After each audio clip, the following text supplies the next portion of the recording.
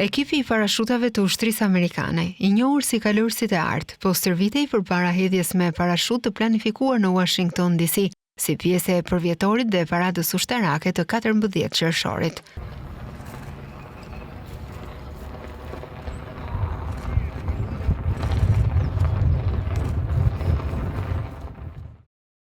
Festa për 250 vjetorin e ushtrisë amerikane, e cila do të përkojë me 79 vjetorin e presidentit të SBA-s Donald Trump, do të kulmojë me një paradë nëpër kryeqytet dhe një ceremoni të kryesuar nga presidenti. Pas paradës, kalorësit e artë do të hidhen me parashut dhe do t'i dhurojnë Trumpit një flamur. Rreshteri I klasit të parë, Rafael Tors, tha se edhe pse ata kanë bërë një planifikim të përpikt, duhet të merret parasysh gjithçka ditën e paradës. Në fakt, ne marrim parasysh motin, tha Tors për Reuters, kështu që kjo mund ta ndryshojë plotësisht planin, theksoi ai. The easiest way to kind of describe it, we're in a sense meticulously crash our parachutes into each other. Mënyra më e lehtë për ta përshkruar është se do t'i përshtasim me kujdes parashutat tona me njëra tjetrën dhe pastaj do të ndërtojmë një formacion.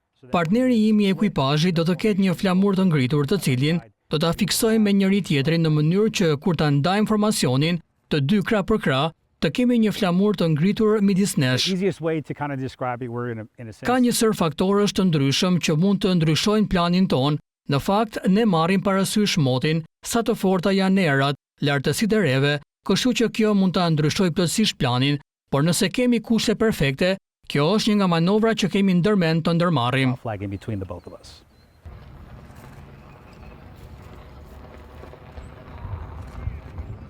Sipas raportimeve të fundit, ekipi I parashutistëve pritet të ulet në jug të shtëpisë së bardhë. Rreshteri I klasit të parë, Griffin Miller, tha se ulja në një mjedis urban paraqet sfida shumë specifike.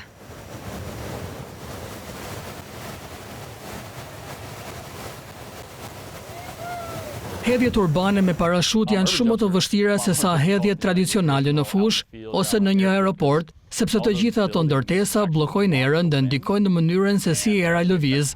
Është shumë e ngjashme me mënyrën se si hidhemi në stadiume, ku era nuk është as pak e qëndrueshme. Krijon një gjendje shumë sfiduese.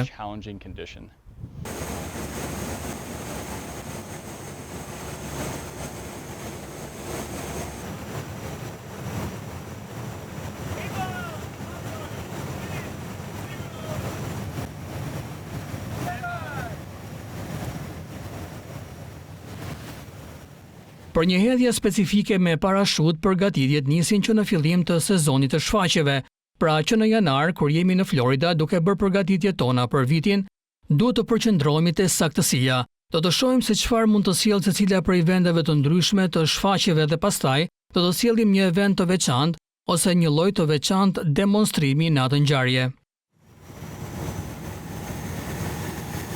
So for one specific jump, it starts all the way back at the beginning of the show season, so all the way back in January when we're down in Florida doing our train up for the...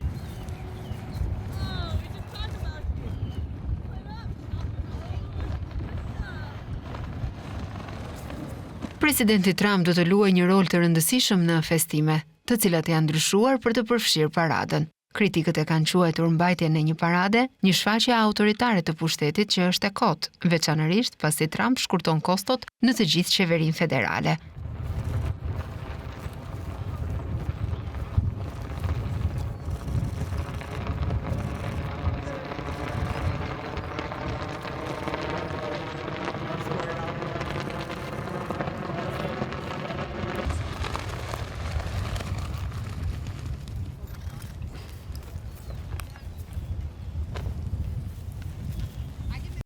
Ushtria amerikane do të sjellë 6500 trupa në Washington, së bashku me 150 automjete dhe 50 avion për festën. Këto festime do t'i kushtojnë ushtrisë amerikane nga 25 deri në 45 milion dollar, thanë zyrtarët amerikan për Reuters.